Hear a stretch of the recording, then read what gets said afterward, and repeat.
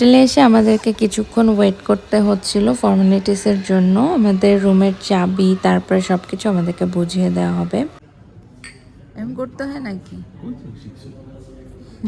Welcome drinks নিয়ে বসে আছি আর পুরো লবিটা দেখছিলাম, বেশ বড় আর ছিমছাম, খুবই সুন্দর করে গোছানো। এবং হোটেলের বাহিরে হোটেলের যে অংশটা রয়েছে ওনারা ওই অংশটাকেও এত সুন্দর করে সাজিয়েছেন যেটা লবি থেকে বসে দেখা যাচ্ছিল।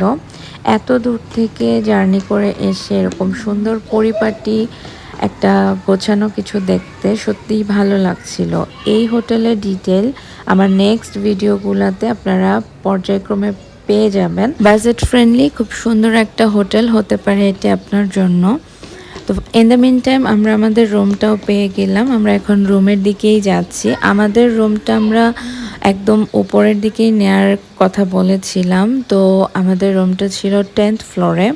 অনলাইনে যখন আমরা রুমটা দেখি তখন বুঝতে পারিনি যে রুমটা এত বড় হবে, কিন্তু যাওয়ার পরে দেখি রুমটা টোটালি ডাবল, যেটা আমার জন্য অনেক বেশি ভালো হয়েছে। আর এই হচ্ছে বেলকনি। এখান থেকে 3 রাস্তার একটা মোড় দেখা যায়। সোজা গেলেই সুগন্ধা বিচে 2 থেকে 3 মিনিটের মতো সময় লাগে যেতে, খুব একটা বেশি সময় লাগে না। আর এই রুমটা এত বড় হওয়ার কারণে আমার বাচ্চাদের জন্য অনেক ভালো হয়েছে। ওরা ছোটাছুটি করে কমফোর্টলি খেলাধুলা করেও থাকতে পারবে। হাউসকিপার আমাদেরকে সব কিছু দেখিয়ে দিচ্ছিল কোথায় কি আছে। আর এই যে আমার পিচ্চি, ও এখনও এতটা জার্নি করে আসার পরেও ছোটাছুটি করছে। রুমটা ওর অনেক বেশি ভালো লেগেছে, সব কিছু সে ধরে ধরে দেখছিল। রুমটা তো দেখানো হলো, চলেন এবার ওয়াশরুমটা দেখি। ওয়াশরুমটাও কিন্তু বেশ পরিপাটি গোছানো, সুন্দর। যেহেতু নতুন হোটেল সব কিছু সুন্দর হবে এটা খুব এক্সপেক্টেড ছিল আমাদের। এখানে যাবতীয় সব কিছুই আছে।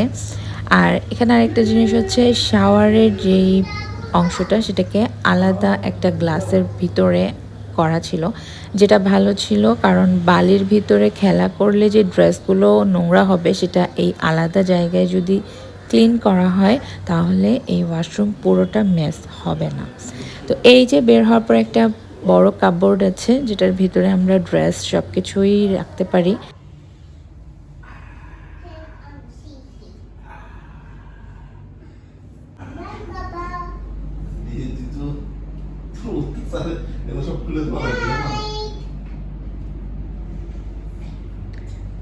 রুমটা কিন্তু অনেক সুন্দর।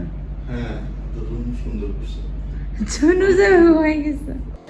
রুম ট্যুর শেষ। আমার রুমের পাশেই এত বড় একটা করিডোর ছিল, সেখানে যে আমরা তো পুরো অনেক বেশি খুশি হয়ে গিয়েছি। কারণ এখান থেকে বিচটা দেখা যাচ্ছিল আর বিচটাকে মনে হচ্ছিল দূরে আকাশের সাথে আটকে আছে।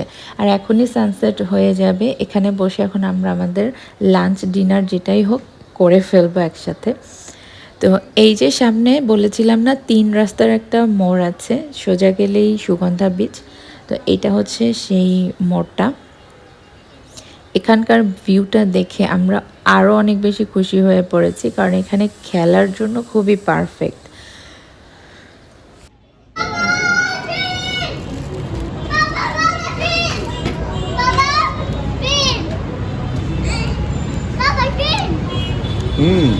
কোথায়?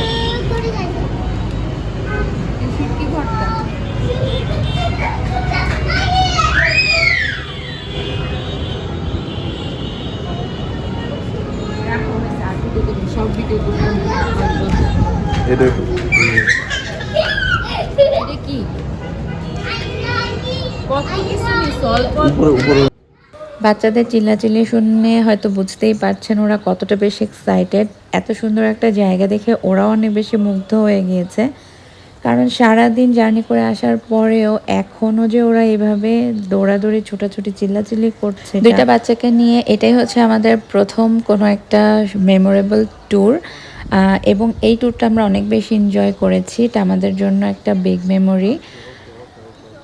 ঝটপট করে আমরা খাওয়া দাওয়া শেষ করে রুমে এসে বাচ্চাদেরকে আমি ঘুম পাড়িয়ে দিয়ে তারপরে একটু নিজেকে টাইম দিই। আমি সারাদিন এত বেশি হেক্টিক গিয়েছে আমার, তো একটু কফি নিয়ে বসেছিলাম। আমার নেক্সট ভিডিওগুলো ইনশাল্লাহ খুব শীঘ্রই আপলোড দিব।